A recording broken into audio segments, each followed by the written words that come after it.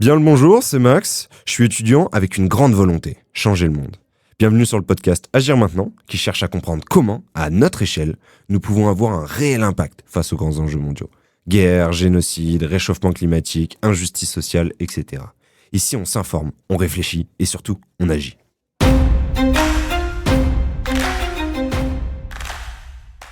Eh ben écoutez, je pense que c'est bon. Bonjour Sylvain Gaudreau, merci d'être là avec nous aujourd'hui, ça fait très grand plaisir. On a le plaisir aujourd'hui de recevoir Monsieur Sylvain Gaudreau. Je vous en prie, présentez-vous, présentez qui vous êtes. Bonjour Maxime, ça me fait extrêmement plaisir d'être ici avec toi. Alors moi c'est Sylvain Gaudreau, je suis le directeur général du Cégep de Jonquière. J'ai été pendant 15 ans député de Jonquière à l'Assemblée nationale, donc de 2007 à 2022. J'ai occupé des fonctions ministérielles de 2012 à 2014 comme ministre des Transports, ministre des Affaires municipales des régions de l'occupation du territoire pour le gouvernement du Québec. Et j'étais à la base enseignant ici au Cégep en arts et technologies des médias. Je donnais des cours d'actualité. Sinon, sur le plan académique, j'ai une double formation, histoire et droit. Alors, voilà, c'est un peu mon parcours. Vous aurez compris, Sylvain, c'est un peu une star au Saguenay. Je vais être honnête avec vous. Au début, je le connaissais pas. Et puis, petit à petit, je commence à me rendre compte qu'il a fait des choses quand même très, très, très intéressantes. Par ailleurs, on est aussi ici pour parler de son livre, de la sortie de son livre, qui est Rupture et Révolution. Je ne sais pas si je dois le dire en entier. Imaginez l'État-providence. Autrement. Ouais, c'est vrai que j'ai oublié de le dire. Et il y en a un autre aussi qui est sorti, Le Vert, que j'ai... Pragmatique en 2021. Exactement. C'est ça. Vous l'auriez compris aussi, je préfère mettre les guillemets comme à chaque fois. Ici, on est sur de l'opinion. On va quand même explorer les différentes idées de Sylvain et c'est pour comprendre c'est lesquelles et comment elles se structurent, comment on peut imaginer ce monde meilleur avec ces idées-là. Et on va essayer de les challenger naturellement pour se dire qu'est-ce qu'on aime, qu'est-ce qu'on trouve intéressant et comment on pourrait le mettre en place. Parfait. Maintenant, Sylvain, si tu peux justement présenter ce livre, qu'est-ce que t'en dirais ?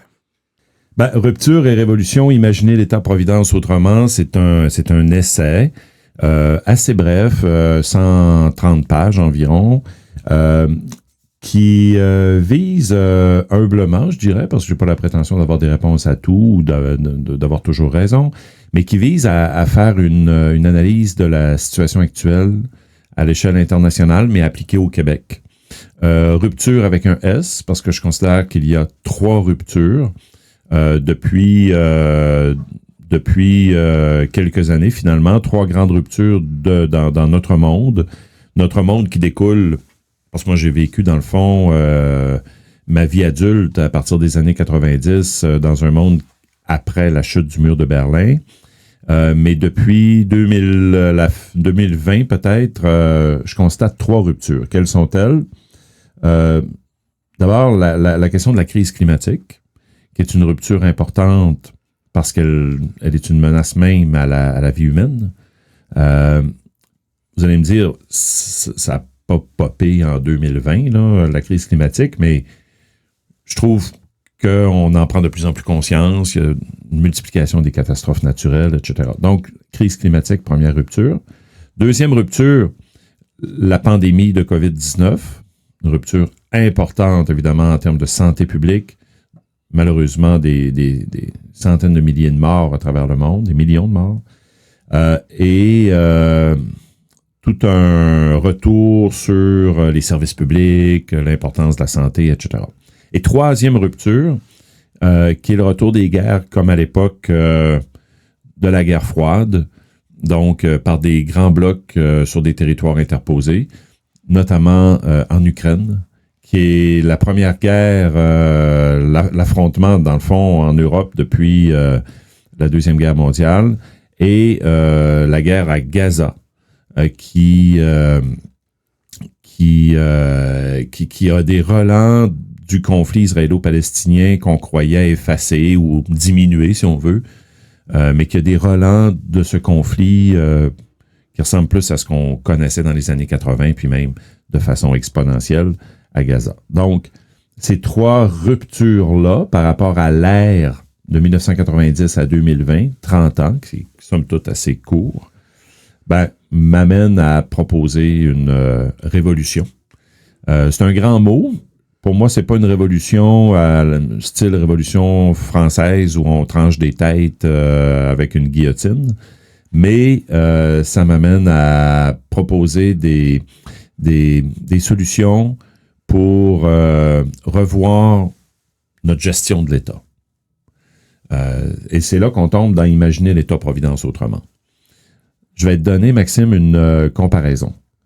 Quand il y arrive un drame dans une famille, un deuil, un accident, une maladie, je sais pas, imagine une maison qui passe en feu, ben qu'est-ce qu'on fait?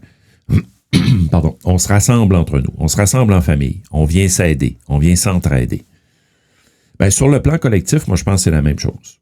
Donc là, on a 3 ruptures, 3 crises qui nous ramènent à nous, à ce que nous sommes, à ce qui nous rassemble, ce qui nous ressemble. Et ça, c'est l'État-nation, ce qui fait un État. Et c'est pas au sens d'être fermé sur soi, mais on se reconnaît, on a des valeurs, une compréhension du monde assez semblable. Donc, on se rassemble en État et on se donne des services communs. Alors, c'est ça, imaginer l'État-providence. Autrement, c'est ça, cette révolution. C'est de se donner des services, c'est de se partager des choses, mais à la lumière d'une nouvelle réalité qui est différente de celle des années 50-60 sur laquelle l'État actuel est construit. Donc, crise climatique essentiellement, retenir des leçons de la pandémie et la situation internationale qui est changée. C'est ça, et en plus à la fin, c'est dit, au début vous parlez des ruptures, de ces différentes crises, ensuite vous parlez de ce concept d'imaginer l'État-providence, comment il pourrait fonctionner de manière un petit peu efficiente. Et vous parlez aussi de votre engagement. Et pour rebondir sur celui-ci, c'est quoi ce déclencheur? Qu'est-ce qui a fait au jeune Sylvain d'il y a longtemps? Ou pas trop, hein? Oui, il y a longtemps, oui. qui s'est dit, moi, je vais m'engager, je vais créer cette citoyenneté et je vais lui donner du sens. Et quel sens vous lui avez donné? Ben, c'est une bonne question.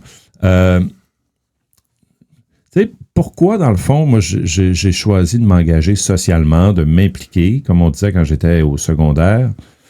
On pourrait discuter longuement là-dessus. Il y a peut-être des raisons personnelles de me faire un réseau, avoir des amis, comme tout le monde.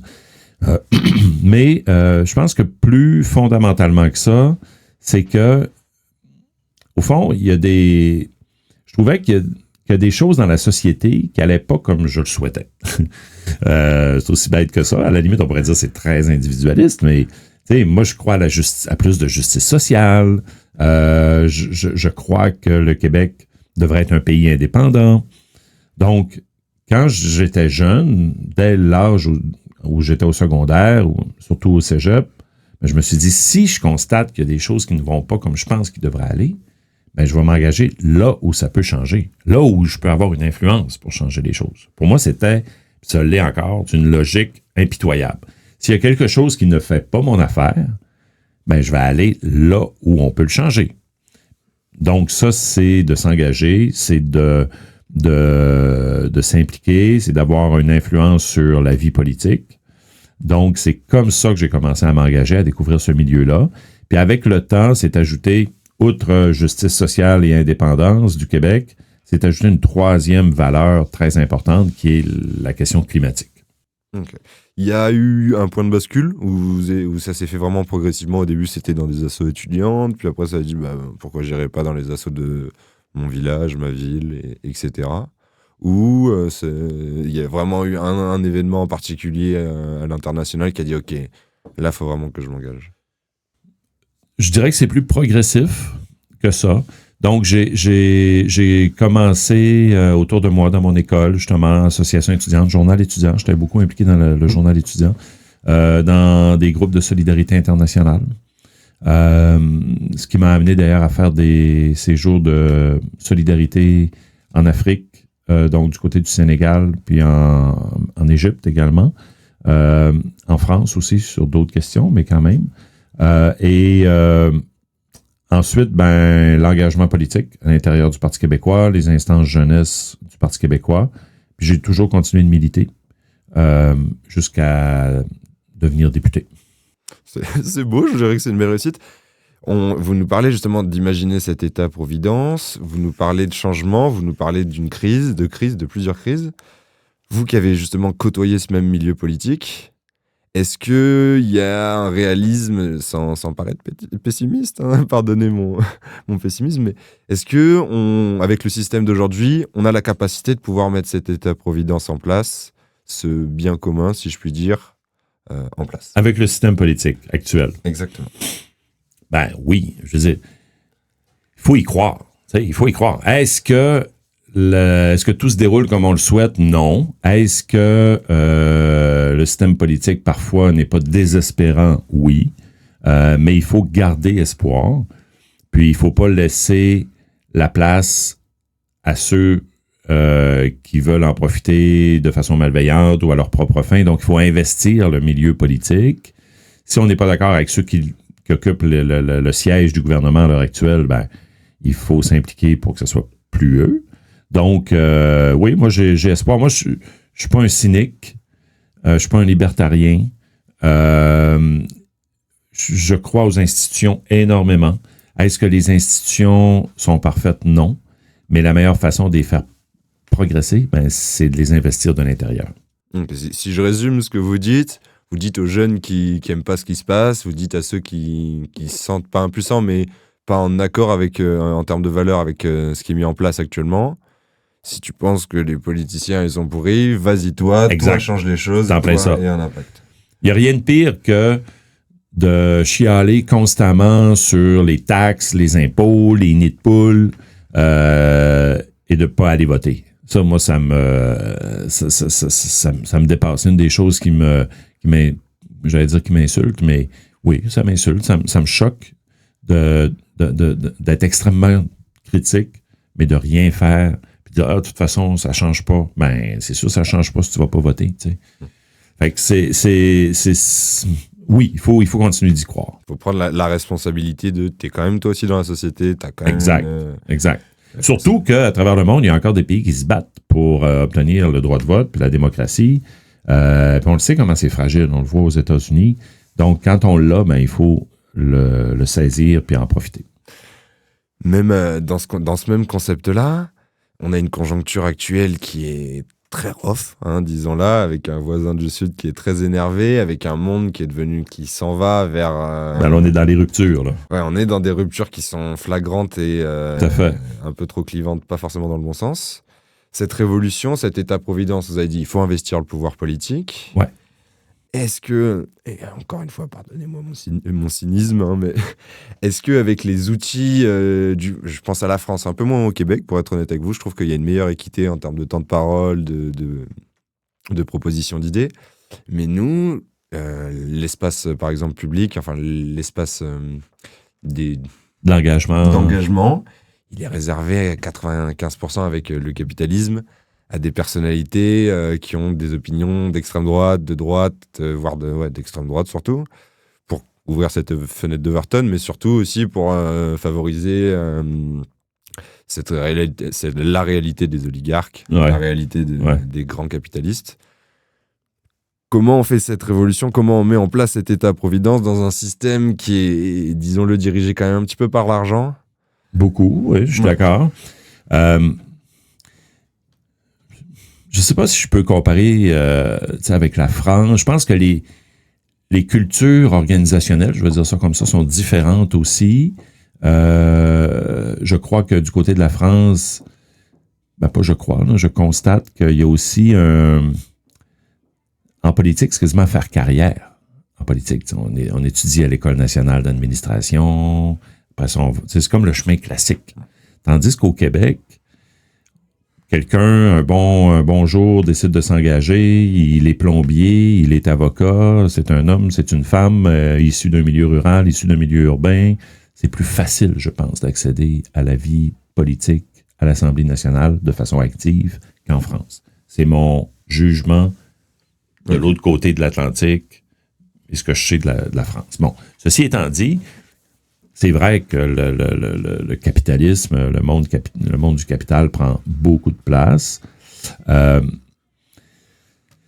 Mais c'est quoi l'autre option si on s'implique pas en politique? Ben, c'est de laisser le pouvoir à ceux à qui on le critique, justement. Tu sais, donc, moi, je refuse si on s'en mêle pas. Moi, je disais souvent quand je faisais du porte-à-porte, quand j'étais député en campagne électorale, des fois, j'arrivais dans une maison, monsieur, madame me disait, ah, je connais pas ça, je connais pas la politique, tu sais, je sais pas c'est quoi, je connais pas ça, j'irai pas voter.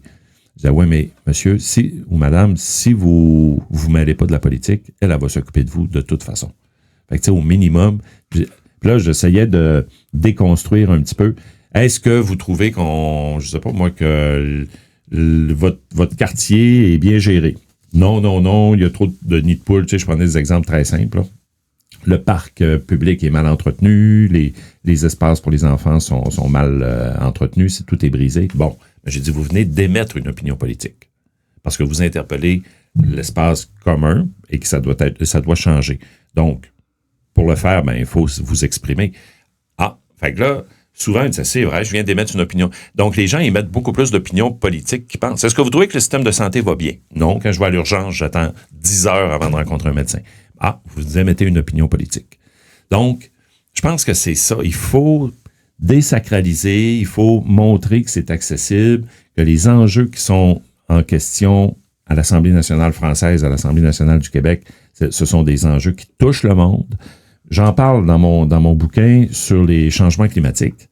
Je veux dire, si les catastrophes naturelles qui augmentent, puis les feux de forêt, puis les inondations font en sorte que ta prime d'assurance pour assurer ton appartement ou ta maison augmente, ben c'est toujours bien assez concret, là. Tu sais, je veux dire, ça touche nos poches, parce que souvent, ça revient à ça, là, la poche du citoyen, le portefeuille. Ben oui, là, c'est direct, là. Donc, je pense qu'il faut trouver le lien entre l'enjeu global et l'impact concret sur le terrain. C'est ce lien-là qui est la responsabilité des élus ou de ceux et celles qui veulent s'impliquer en politique. C'est très pédagogique à la limite. Donc, c'est ce lien-là qu'il faut faire connaître pour que les gens s'engagent. Okay. Votre réponse à cette extrême droitisation, je ne sais pas si ça se dit, bah, vous me comprenez. Ouais. Ce radicalisme vers la droite, on va dire. Ouais. C'est la proactivité. C'est prendre conscience que... C'est plus que ça, là, le phénomène de l'extrême droite, on pourrait faire un balado que là-dessus, là, mais je pense qu'il faut être proche du monde. Okay. Puis montrer des choses concrètes, puis lutter contre le populisme. Je pense ça. OK. Bah, écoutez, j'ai hâte. J'ai adoré votre État-providence. Est-ce que vous pouvez un petit peu nous en parler un peu plus en détail? C'est quoi cet état de bien commun, si on peut dire ça comme ça? L'État-providence, tu sais, il y a quand même juste imaginez l'État-providence autrement, il y a une posture là-dedans. Parce que l'État-providence, au Québec, en tout cas, est souvent critiqué comme trop lourde, comme trop chère. C'est quasiment jusque dans notre chambre à coucher, on va tout gérer. Tu sais, il y a de la caricature là-dedans, là, mais donc, l'État-providence, dans les dernières années, a été critiqué, à tort ou à raison, des coûts trop élevés, des dépassements de coûts pour des projets, etc. Peu d'efficacité, bon. Mais il reste que, quand il arrive une catastrophe, on se tourne vers l'État. Tu sais, qui a géré les hôpitaux? Oui, avec des pas parfaitement, mais quand même, qui a géré les hôpitaux? Qui a coordonné une vaccination massive pour résister à la COVID-19? Ben, c'est l'État. Quand on était en pleine crise de la pandémie, à tous les jours, à 13 heures, comme une messe, là, les gens ouvraient leur télé ou leur ordi pour écouter la conférence de presse du premier ministre avec le docteur Arruda et le ministre de la Santé pour voir où on s'en allait. Parce que, je reviens à mon exemple avec la famille, on était dans une crise collective, on solidarise, puis on écoute, puis M. Legault se faisait dire « Ah, il est comme un bon père de famille. » Ben, c'est pas pour rien. Donc, ça, pour moi, c'est l'État-providence. Maintenant, je constate que l'État-providence actuel est construit sur une société, un modèle de société qui était dominant dans les années 60, 70, très basé sur la croissance économique, très basé sur l'exploitation des ressources naturelles, sur la richesse. Alors moi, je dis, le principe même de l'État-providence est bon. Maintenant, il n'est plus adapté à la situation actuelle. La situation actuelle, c'est la crise climatique, c'est les risques forts sur la santé publique, c'est des dépenses qui partent en folie puis en spirale sur les dépenses militaires. Est-ce qu'on peut faire autrement pour s'entraider? Et là, à ce moment-là, c'est par exemple d'offrir des services en sécurité publique. Parce que quand il arrive une catastrophe naturelle, les premiers intervenants, c'est la sécurité publique. Donc, ça nous prend une sécurité publique forte. Ça nous prend des mesures d'adaptation pour les rivières, des mesures pour des constructions de routes quand ils partent à la suite d'une tornade ou d'une tempête.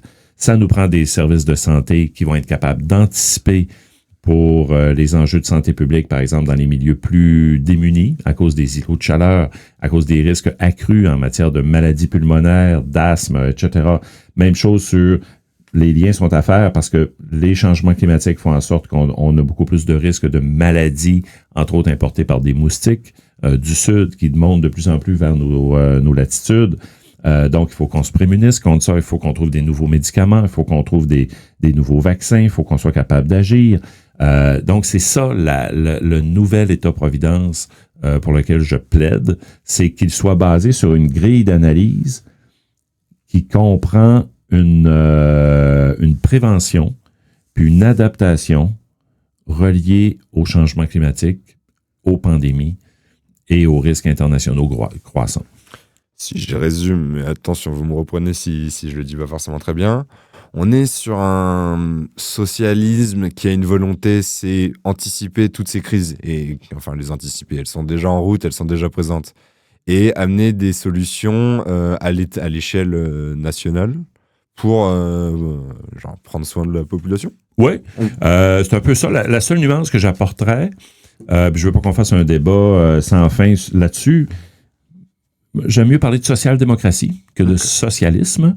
Pas parce que le socialisme fait peur, mais je pense que, en tout cas pour ce qui est du Québec, c'est davantage de la social-démocratie, donc une intervention de l'État dans un souci d'équité, mais avec évidemment un système démocratique qui est fondé sur la participation de tous, puis sur l'Assemblée nationale. Puis je préfère la social-démocratie. Ok, on est ok. Mais pour le reste, je te suis parfaitement. Tant mieux. Je vais pas trop rentrer dans les détails de votre livre parce que je vais inviter les auditeurs à écouter, enfin à lire ce livre, pas à l'écouter. Mais vous parliez de différents aspects aussi dans cet État-providence autrement. Il y avait des conseils, il y avait j'ai eu du mal un petit peu et je reviens sur ce que je disais juste avant. Mais comment, avec justement, la social-démocratie, c'est devenu, sans dire l'extrême gauche, mais c'est devenu, on n'en parle plus, et de plus en plus, on commence à se retourner vers une politique de l'offre qui, on l'a vu, vous lui dites, vous me reprenez, qui a eu son impact, qui a eu un très fort impact, que ce soit économiquement et en termes d'avancée, mais qui, aujourd'hui, de nos jours, avec les différentes crises qui touchent tout le monde, elle est plus efficiente parce qu'elle parle plus au bien commun, elle parle en termes d'investissement. Donc, face à ça, cette révolution, face aux ruptures, à monsieur et madame tout le monde, vous leur dites comment la mettre en place. Ouais. En fait, moi, je constate que ça soit à droite ou à gauche, il y a une très grande polarisation à l'heure actuelle.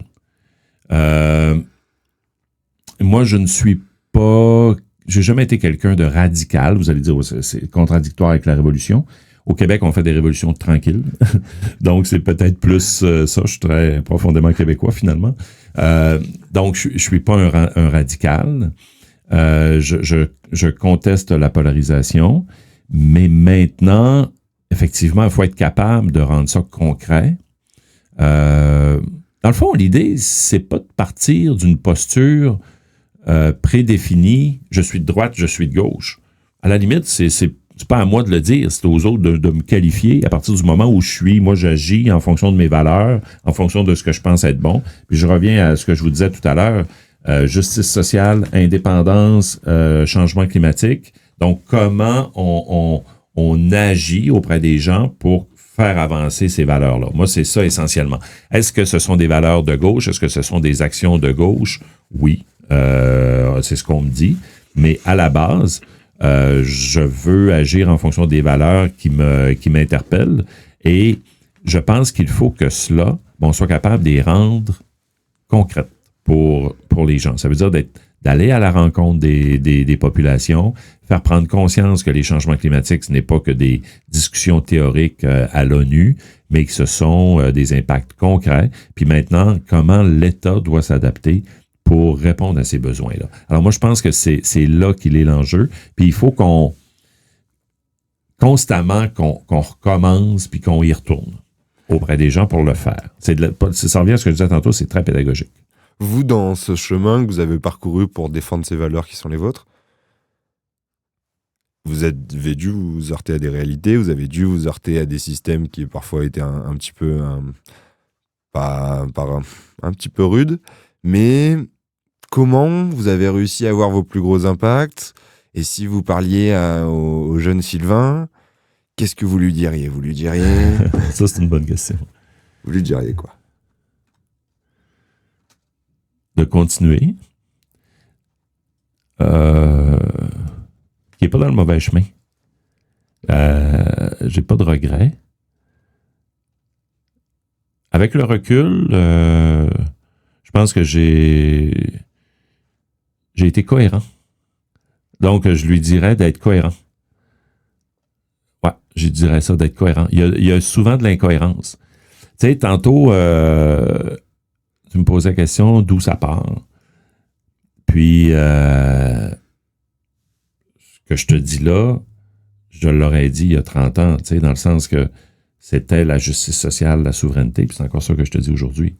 La différence, c'est que avec le temps, on acquiert de la maturité, de l'expérience, on se fait des contacts, et ça aide. Mais à la base, je suis cohérent par rapport à mes valeurs. Donc, je pense que je dirais, continue, tu sais, puis les expériences, puis la maturité va arriver, forcément avec le temps. Ok, j'aime bien, là, ça donne envie. On va continuer aussi, alors, on va faire en sorte. Maintenant, si on voit un petit peu plus large, pour participer à ce monde meilleur, pour en être acteur, est-ce qu'il y a des habitudes, que ce soit par les personnes qui veulent s'investir ou non, qui pourraient mettre en place, pardon. C'est-à-dire, pas forcément, je parle pas d'habitude, mais je parle d'actions concrètes au quotidien à mettre en place ou de façon de vivre. Première chose, c'est qu'il faut s'informer. Ça, j'avoue que je suis un peu inquiet à l'heure actuelle avec l'intelligence artificielle, qui est une opportunité, mais qui peut être une menace aussi. Avec les fake news, etc. C'est comme si c'était plus difficile de démêler le vrai du faux. Et donc, il faut d'abord s'informer. Tu sais, plusieurs personnes me disent, Sylvain, comment tu as fait pour écrire ce livre-là, tu sais, à travers tout ce que tu as à faire dans ton quotidien? J'ai pris le temps de le faire, puis je me suis informé, j'ai fait des recherches. Donc, s'informer, ça, c'est la première chose. S'informer, puis ensuite, se réunir, se rassembler. On fait rien tout seul. Puis ensuite, agir. Bon, là, agir, il y a des gestes quotidiens. Tu sais, mettre une feuille de papier qu'on n'a plus besoin dans le bac de récup. C'est un geste banal, mais quotidien, qui peut faire une différence.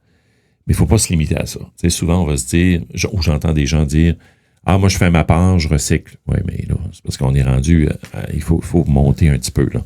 Donc, c'est ça, là. Tu sais, quand je dis s'informer, se réunir, donc forcément, c'est le sens de la collectivité, de la communauté. Ça peut être dans son quartier, dans son village, dans sa ville, dans son cégep. Se réunir, parce qu'on ne fait rien seul. Puis ensuite, agir. Meilleur exemple de ça, c'est certainement le référendum sur accès libre au cégep de Jonquière l'an passé. Ça, c'est une belle... Les gens se sont informés sur les enjeux de transport collectif, se sont réunis, ils ont fait un référendum, puis ont agi. Donc, on a passé à l'action. Et là, maintenant, moyennant des frais de 84 $ par session, les étudiants du cégep de Jonquière ont accès au transport collectif partout sur le territoire de la ville. Gratuitement.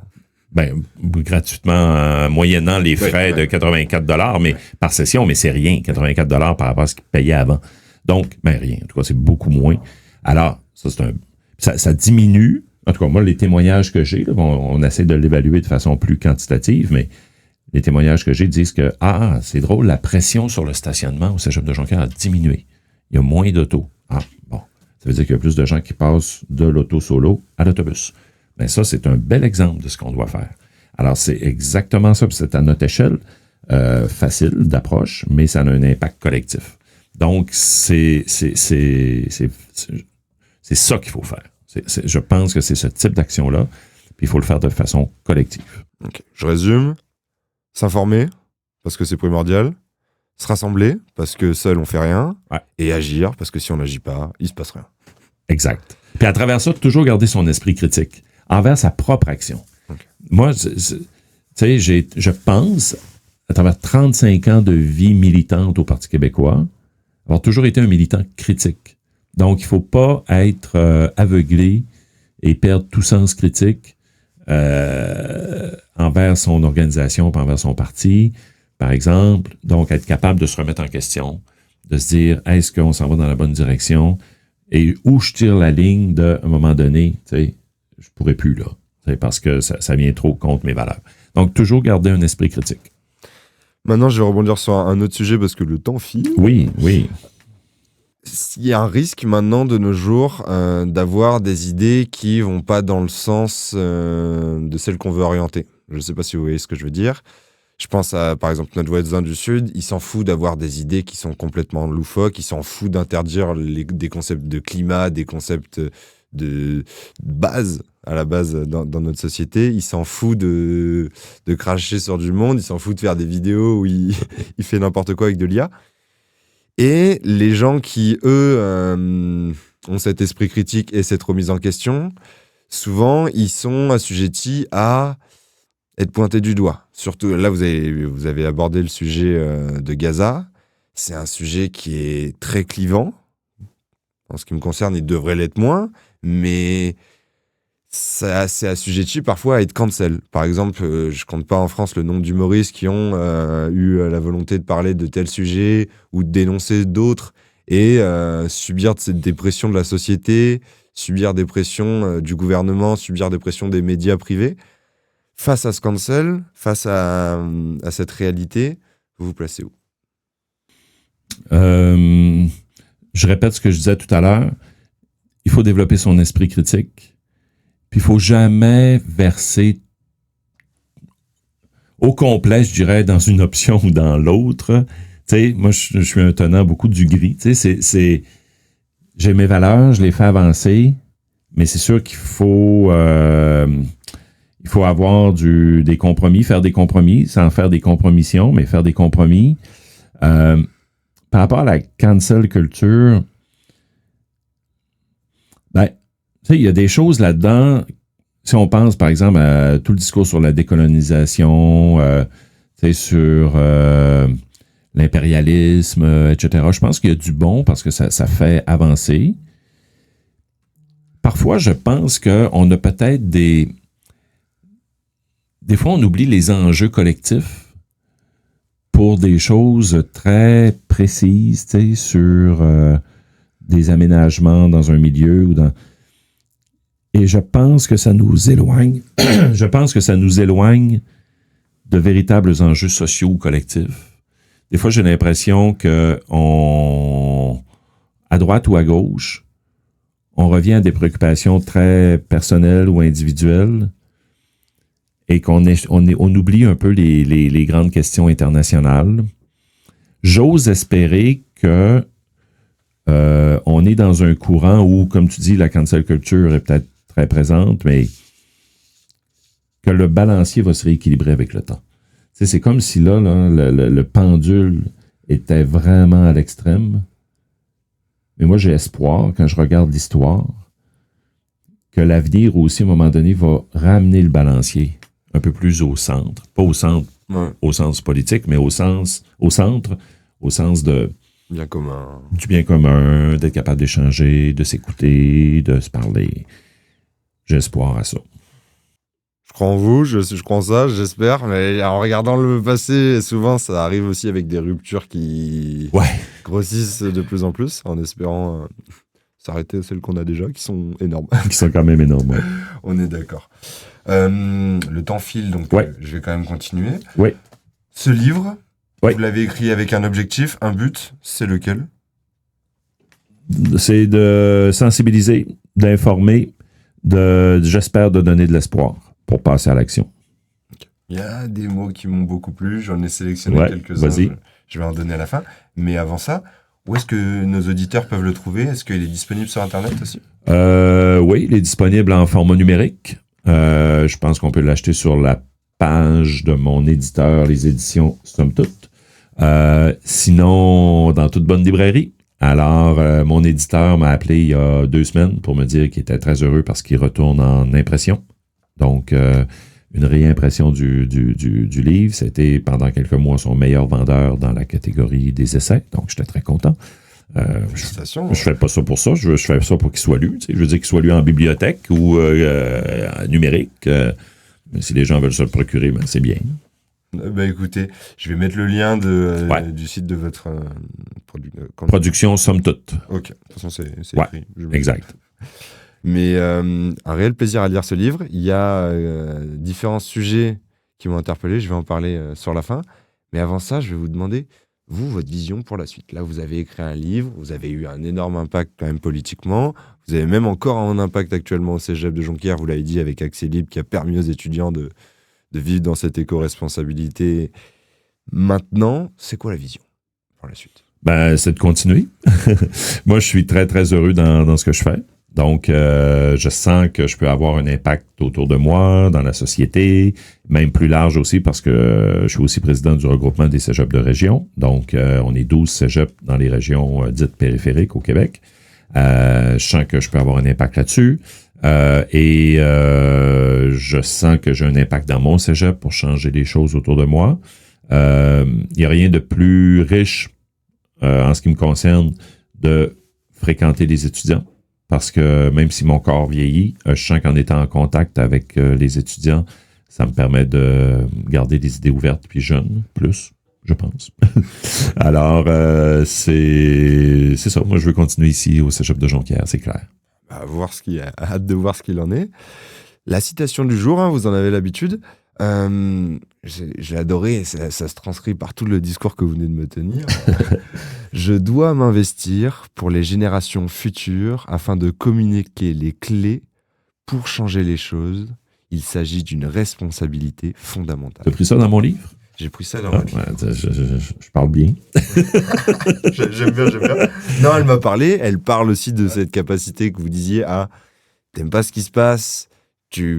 T'as ta part de responsabilité dans la société parce que t'as une opinion, ouais. T'as des valeurs. Ben, si tu penses que c'est les bonnes, si t'en es convaincu. Passe à l'action. Exactement. C'est ça. Vous, est-ce que vous avez un film, un livre, un documentaire du jour à conseiller? Ben, j'ai réfléchi à ça. Comme je te dis, je suis un peu en retard dans la cinématographie parce que je fréquente moins le ciné-club qu'avant. Mais j'ai amené un livre. Séparer mais égaux, enquête sur la ségrégation scolaire au Québec, de Christophe Allaire-Sévigny, qui est prof de socio au Cégep de Sherbrooke. Alors, ça tombe bien, c'est un prof de Cégep. C'est ma dernière lecture qui m'a beaucoup marqué, beaucoup influencé, où il dénonce le système au Québec qui fait en sorte que maintenant, on a un système à 3 vitesses en matière d'éducation. Donc, le privé, le public avec des projets particuliers et le réseau régulier. Là, on parle de l'enseignement primaire secondaire. Alors, qui crée une ségrégation, qui reproduit les modèles de ségrégation ou d'inégalité sociale, parce qu'on sait bien que c'est pas tout le monde qui a accès aux projets particuliers dans les écoles, puis encore moins au système privé. Alors, ça multiplie puis ça perpétue les inégalités sociales. Monsieur Allaire-Sévigny fait beaucoup de suggestions. Il fait surtout un constat très, très clair. Ça m'a beaucoup, beaucoup marqué. Donc, ça serait ma recommandation pour vos auditeurs. Bah écoutez, je mettrai le lien naturellement dans la description. Autre sujet aussi. Est-ce que vous pouviez conseiller une activité, quelque chose, si par exemple on veut devenir, pas ce Sylvain Gaudreau, parce on veut tous garder quand même un peu son identité, mais on veut avoir cet impact qui est aussi puissant que le vôtre? Ça serait quoi les premières étapes? S'investir, mais de quelle manière? Ben, ça dépend de chacun. Moi, j'ai eu mon chemin, je continue d'en avoir un. Chacun peut avoir un chemin différent, mais cette année 2026 sera une année très importante sur le plan électoral au Québec. Alors, je dirais minimalement, là, on est rendu au mois de février, il y a une course au leadership à la Coalition Avenir Québec, il y a une course au leadership, en tout cas, qui semble se destiner vers un couronnement du côté du Parti libéral. À partir de cet été, on va être en pré-campagne électorale. Jour J, le 5 octobre, il faut voter. Mais avant d'aller voter, il faut s'informer, comme je disais tout à l'heure, se réunir, agir. Dans ce cas-là, agir, c'est d'aller voter. Donc, je pense que déjà cette année-là, on a beaucoup de pain sur la planche en allant chercher ces informations-là pour s'assurer de faire un devoir de citoyen éclairé. Ok. Sylvain, merci quand même d'être venu, parce qu'il faut savoir que c'est un personnage ultra inspirant, en tout cas au Saguenay, il fait l'unanimité. Ouais, peut-être pas tant, mais en tout cas, enfin, j'essaie. Des étudiants. Est-ce que vous avez un mot de la fin? Un mot de la fin, il est bien simple, c'est merci. Merci de m'avoir invité, merci de me permettre de m'exprimer sur mon essai. Puis, deuxième mot, peut-être espoir. Espoir. La pire des choses, c'est de perdre l'espoir. Alors, espoir. On va le garder. Merci beaucoup de nous avoir écoutés. J'espère que ça vous a plu. Si vous appréciez justement ce type d'invité avec justement une réalité et des idées qui sont challengeantes, n'hésitez pas à nous envoyer des noms pour qu'on regarde qui on peut inviter. Et je vais finir avec cette phrase qu'on dit à chaque fois et qui incarne encore plus ce que vous nous dites.